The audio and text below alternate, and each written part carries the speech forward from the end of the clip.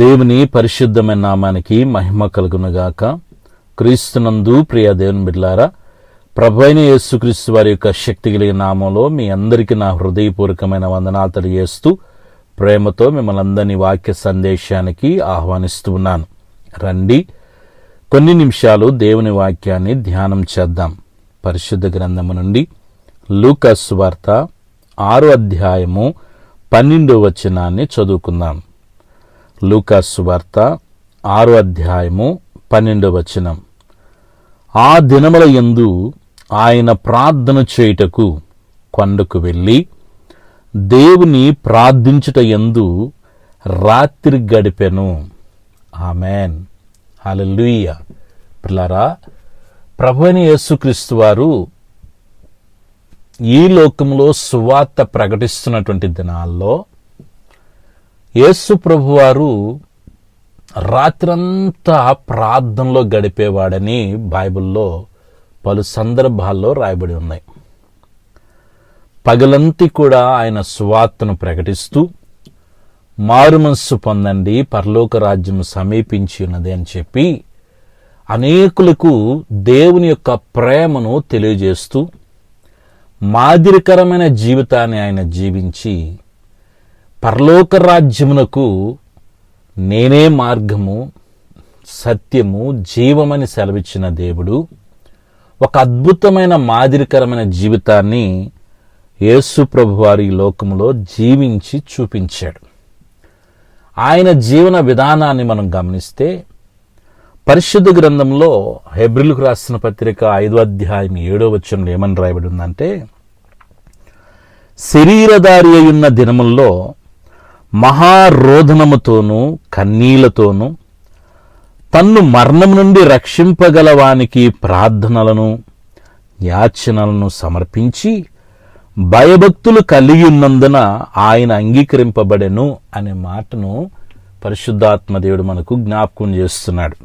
పిల్లారా, ఈ లేఖనాల్లో మనం గమనించాల్సిన విషయం ఏంటంటే, యేసు ప్రభువారు శరీరధారిగా ఉన్నప్పుడు ఆయన శరీరముతో ఈ లోకములో జీవించిన దినాల్లో దైవ కుమారుడయుండి దేవుడయుండి, పిల్లరా, యేసు ప్రభువారు శరీరముతో ఉన్న దినాలన్నీ మరలా తండ్రి దగ్గరికి ఆయన వెళ్ళే దినం వరకు ఆ తండ్రి చెంత ఆయన అంగీకరింపబడడానికి తన యొక్క బాల్యం నుండి లేక ముగింపు వరకు పిల్లరా దేవుని వాక్యంలో ఒక అద్భుతమైన మాటను నేను మీకు జ్ఞాపకం చేస్తూ ఉన్నాను.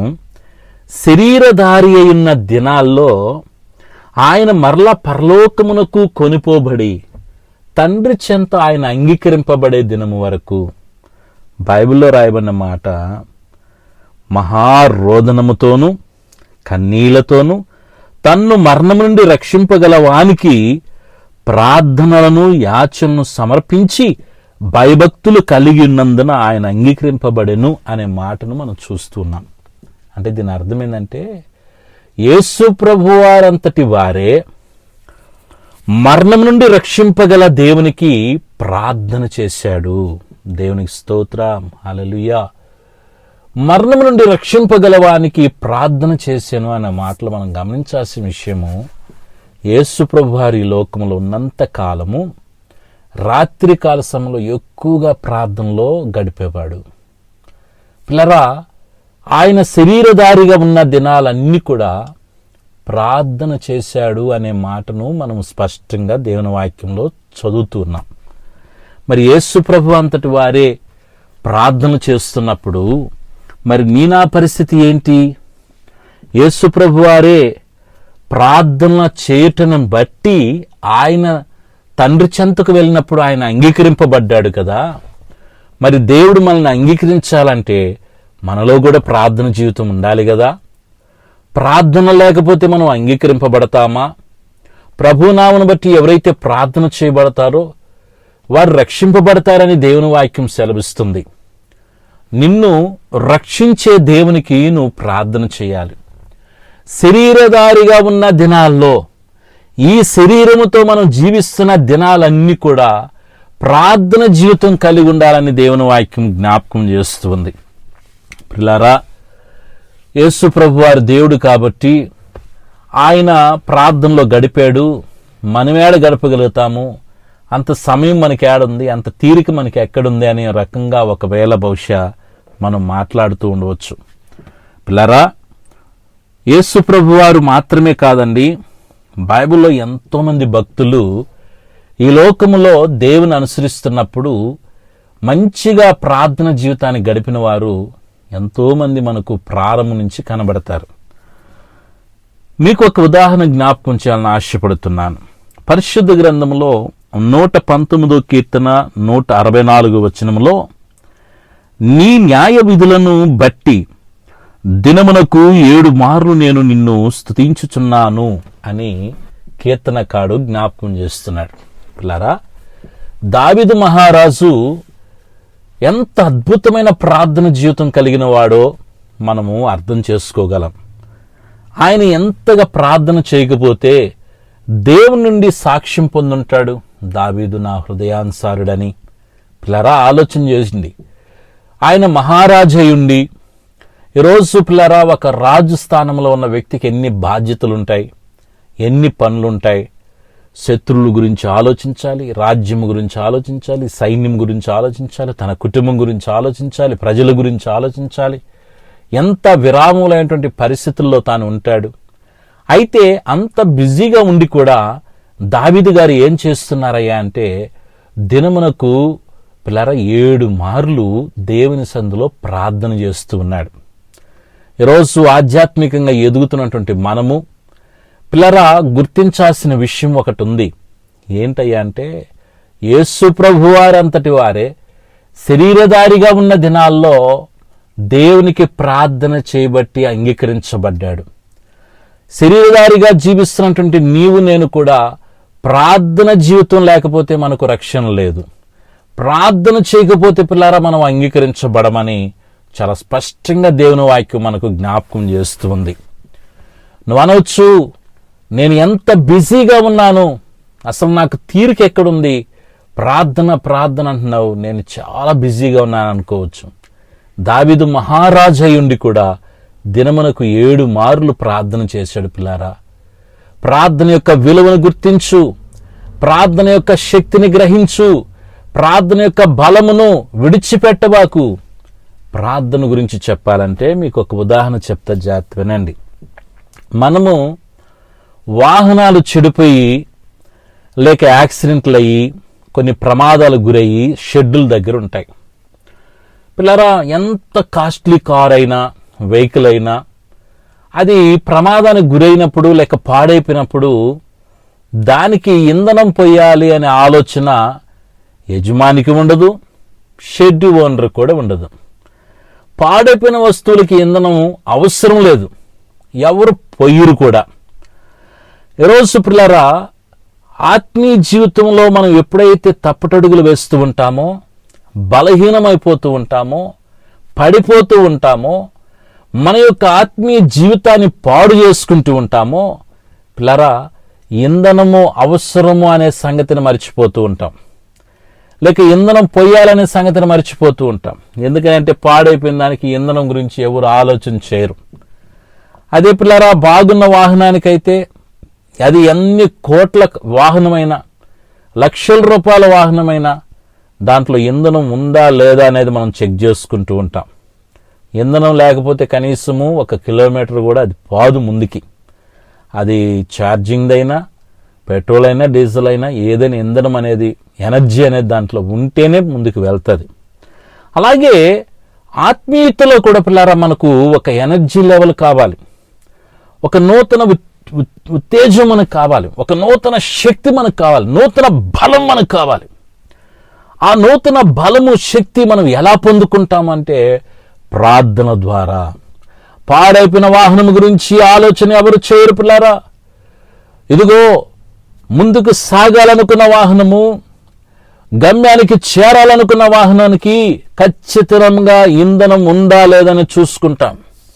ఆత్మీయ జీవితాలు ఎదగాలనే కసి నీలో ఉంటే, దేవుని రాకుల్లో ఎత్తబడి గుంపులను ఉండాలనుకుంటే, ఈ లోకాన్ని విడిచిపెడితే దేవుని సన్నిధిలో దేవుని రాజ్యంలో కనబడాలనే తపన నీలో ఉంటే ఖచ్చితంగా ఇంధనం ఉందా లేదనేది చూసుకోవాలి.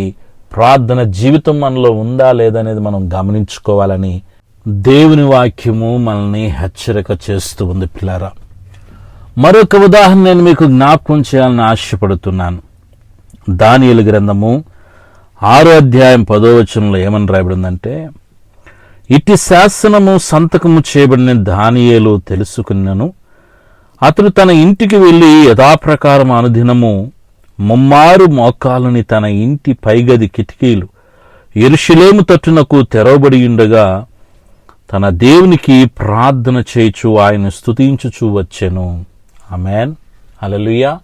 పిల్లరా, ఆలోచించండి, దేవుని వాక్యం మనకి ఏమని జ్ఞాపకం చేస్తూ ఉందంటే, దానియేలు దినములకు ముమ్మారు ప్రార్థన చేస్తూ ఉన్నాడు. దావీదు గారు దినములకు 7 మార్లు ప్రార్థన చేస్తూ ఉన్నాడు. ప్రభువైన యేసుక్రీస్తు వారు రాత్రంతా ప్రార్థనలో గడుపుతూ ఉన్నాడు. పిల్లరా, భక్తుల గురించి మనం ఆలోచన చేస్తే, పిల్లరా, మనము అబ్రహాము గారి జీవితమైనా, ఇస్సాకు గారి జీవితమైనా, యాకోబు గారి జీవితమైనా, యోసేపు గారి జీవితమైనా, మోషే గారి జీవితమైనా, సమూయేలు గారి సమూయేలుగారి పిల్లరా, ఈరోజు మనం భక్తులుగా పిలువబడుతున్నటువంటి ఏలియా గారు, ఎలీషా గారు, ఎంతమంది భక్తులను మనం పరిశీలన చేస్తే, సమూయేలు గారు, వీళ్ళందరూ మంచి ప్రార్థన జీవితాన్ని గడిపిన వారే. ప్రార్థన లేకపోతే జీవితంలో ప్రతిఫలాన్ని మనం చూడలేం. ప్రార్థన లేకపోతే దేవుని కొరకు బలముగా మనం వాడబడలేం. ప్రార్థన లేకపోతే పిల్లారా, ఇంధనం లేని వాహనంలాగా ఉండిపోతాం. నువ్వు కోట్ల రూపాయలు పెట్టి కొన్న కారు అయినా ఇంధనం లేకపోతే అక్కడ ఆగిపోయి ఉంటుంది.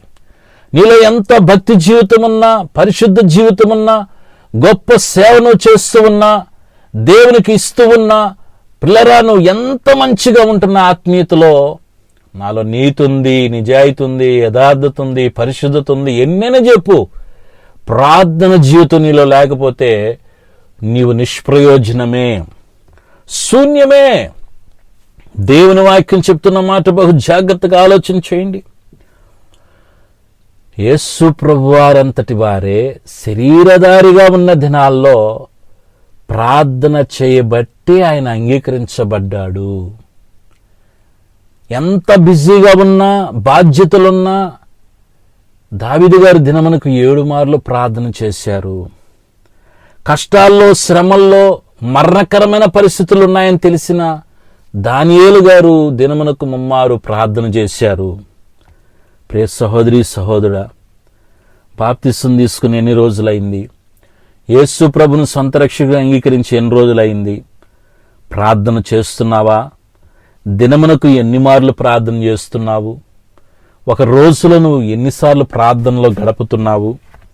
కొన్ని సందర్భాల్లో పిల్లరా, క్రైస్తవుని జీవితాన్ని మనము ఎలా పద్ధతిగా చేసుకోవాలంటే, ఉదయాన్నే పిల్లరా మంచిగా మనం నిద్రలేసినప్పుడు ప్రార్థన చేసుకొని బైబిల్ చదువుకోవాలి.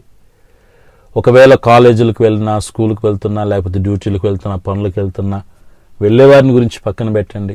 కొంతమంది అయితే ఇళ్లలో ఉన్నటువంటి సహోదరి సహోదరులు పనులన్నీ పూర్తి చేసుకొని స్నానం చేసి పిల్లరా మరి 11కో 12కో కొంత సమయం ప్రార్థనలు గడుపుతారు.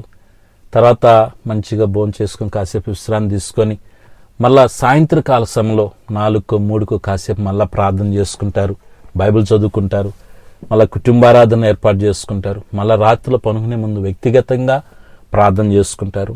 ఈ రీతిగా మనం ప్రార్థన చేసుకున్నా కూడా పిల్లారా, మనము దినమునకు 3 5 సార్లైనా 7 సార్లైనా మనము దేవుని సందులో ప్రార్థనలో గడపగలం. నువ్వు ప్రార్థించే సమయంలో పిల్లారా, నువ్వు ఏ పొజిషన్లో ఉండి ప్రార్థన చేస్తున్నావు, ఎటువంటి భంగిమను ఉపయోగిస్తున్నావు అనేది దేవుడు చూడు పిల్లారా. ఒకసారి ఆలోచన చేయండి. నువ్వు పనిలో ఉన్నా, ప్రయాణంలో ఉన్నా, నీ యొక్క హృదయం దేవునితో అటాచ్ అవ్వాలి. పైకి పెదవులతో మనం దేవుని స్తుతిస్తూ హృదయాన్ని దేవునికి దూరం చేసుకుని ఏం ప్రయోజనం? అదే పిల్లారా, మన హృదయాన్ని దేవునికి దగ్గర చేసుకున్నామనుకో, దేవుడు కూడా మన పై ఆకారమును రూపమును చూచువాడు కాదు గాని మన హృదయాంతరంగాన్ని చూచువాడు గనుక మన హృదయంలో నిత్యము దేవుని నామ స్మరణ ఉండాలి. దేవుని స్తుతించుట ద్వారా, ప్రార్థించుట ద్వారా, వాక్యాన్ని ధ్యానించుట ద్వారా దేవునితో ఒక మంచి అనుబంధాన్ని మనం కలిగి ఉండగలుగుతాం. పిల్లరా, రాత్రంతా ప్రార్థనలో గడిపిన యేసయ్యను గురించి ఆలోచిస్తున్నా, దినములకు ఎంత బిజీగా ఉన్న 7 మార్లు ప్రార్థించిన దావీదు గారిని జ్ఞాపకం చేసుకున్నా, కష్టాల్లో, శ్రమల్లో, మరణకరమైన పరిస్థితుల్లో మరి దినమునకు 3 మార్లు ప్రార్థించినటువంటి దానియేలు గారిని మనం జ్ఞాపకం చేసుకుంటున్నా. మరి మనకు ఒక అరంత ఆలోచన కలగాలి కదా, మనం ఎంతసేపు ప్రార్థనలో గడుపుతున్నాం? అసలు ప్రార్థన యొక్క విశిష్టత మనకు అర్థమవుతుందా? ప్రార్థన యొక్క విలువ మనం గ్రహించగలుగుతున్నామా? ప్రార్థన చేయటానికి మనస్సు నీకు వస్తుందా? ఈ రోజైనా, ఇప్పటి నుంచైనా ప్రార్థన చేయటం ప్రారంభించు. ప్రభునామను బట్టి ప్రార్థన చేయవారు రక్షింపబడుదురని దేవుని వాక్యం సెలవిస్తుంది. ప్రార్థన నిర్లక్ష్యం చేసేవంటే నీ రక్షణ జీవితాన్ని నిర్లక్ష్యం చేసినట్టే. ఇంధనం లేకపోతే వాహనము పాడైపోతుంది. ఇంధనం లేకపోతే వాహనము ముందుకు సాగదు. నీ ఆత్మీయ జీవితంలో కూడా ప్రార్థన జీవితం లేకపోతే నీలో ఎదుగుదల ఉండదు. ప్రార్థన జీవితం లేకపోతే నీలో పిల్లల ఆశీర్వాదాలను స్వతంత్రించుకోలేవు. ప్రార్థన జీవితం నీలో లేకపోతే దేవుని రాకడలు ఎత్తబడే గుంపులో నువ్వు ఉండలేవు. ఎందుకనంటే ప్రార్థనే అన్నిటికీ మూలము, అన్నిటికీ ఆధారము. ప్రార్థన అనేది క్రైస్తవ జీవితానికి ఒక ఊపిరి లాంటిది. కాబట్టి పిల్లరా, ఇక నుంచైనా ప్రార్థన నిర్లక్ష్యం చేయక దేవుని సందులో దేవుని స్తుతిస్తూ మంచిగా మనము ఆధ్యాత్మికంగా ప్రార్థనలో ఎదగటానికి దేవుడు మనకు సహాయం చేస్తాడు. ఆలోచించేయండి, ఇంధనం లేకుండా వాహనం ఎలా నిష్ప్రయోజనమో అలాగే ప్రార్థన శక్తి లేనటువంటి క్రైస్తవుడు కూడా నిష్ప్రయోజనము, పనికిరాడు. ఇప్పటికైనా నువ్వు ప్రార్థనలో సమయం గడపకపోతే నీతోనే దేవుడు మాట్లాడుతున్నాడు. ఆలోచించాయి, ఇక నుంచైనా ప్రార్థన చేయి. ఆదివారం ప్రార్థన చేసేది కాదు, ఆ పండుగకు ఈ పండుగకు ప్రార్థన చేసేది కాదు, అవసరం వచ్చినప్పుడు, కష్టం వచ్చినప్పుడు, శ్రమ వచ్చినప్పుడు, వ్యాధి వచ్చినప్పుడు ప్రార్థన చేసేది కాదు. పిల్లరా, మీరు శోధనలో ప్రవేశించుకున్నట్లు మెలకుగా ఉండి ప్రార్థన చేయండి అని ప్రభు సెలవిచ్చాడు. కాబట్టి ప్రభునామను బట్టి ప్రార్థన చేయవాడెవడో వాడు రక్షింపబడతాడు.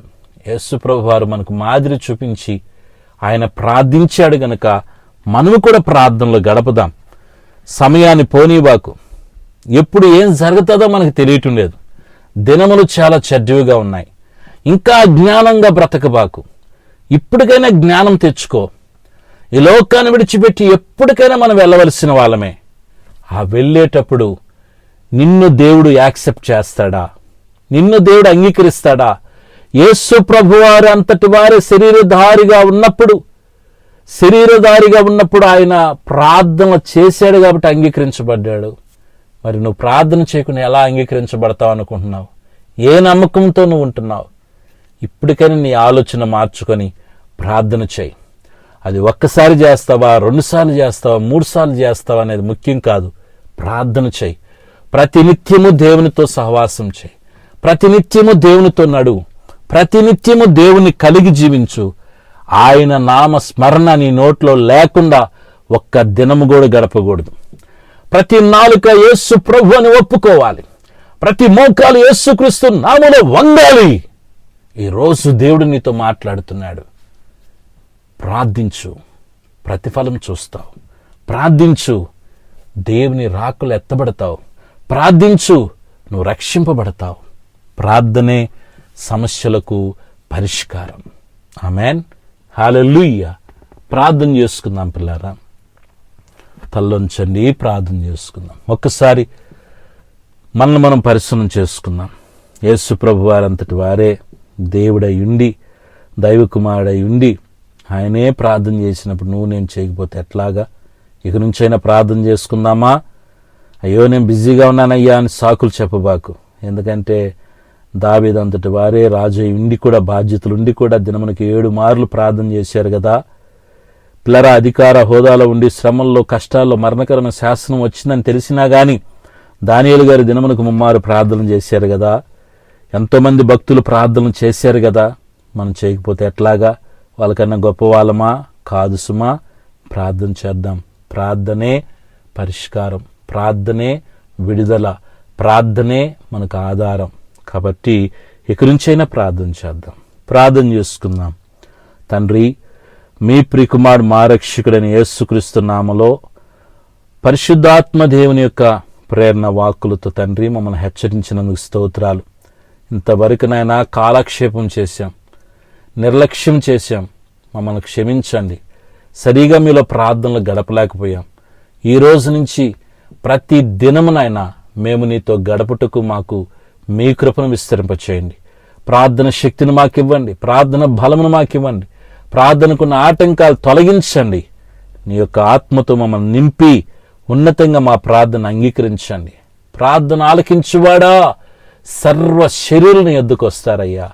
శరీరధారిగా ఉన్నప్పుడు మీరు ఎలాగైతే ప్రార్థన చేసి తండ్రి చెంత అంగీకరించబడ్డారో మేము కూడా ఈ శరీరంతో ఉన్నంత కాలం ప్రార్థనలు చేస్తేనే మేము కూడా అంగీకరించబడతామనే అయ్యా ఆ జ్ఞానం మాకు కలుగు చేసినందుకు స్తోత్రాలు. విత్తన వాక్యం నీరు కట్టి ఫలింపచేసి 30 60 100 ఫలింపచేయమని, ఈ ప్రార్థనలో ఏకీవించిన ప్రతి విన్న వారి కుటుంబాలను దీవించమని, వాక్యం వింటున్న వారి హృదయాల్లో మీ ఆత్మకార్యము జరిగించమని సర్వశక్తిని యేసే నామములో ప్రార్థిస్తున్నాను తండ్రి, ఆమెన్.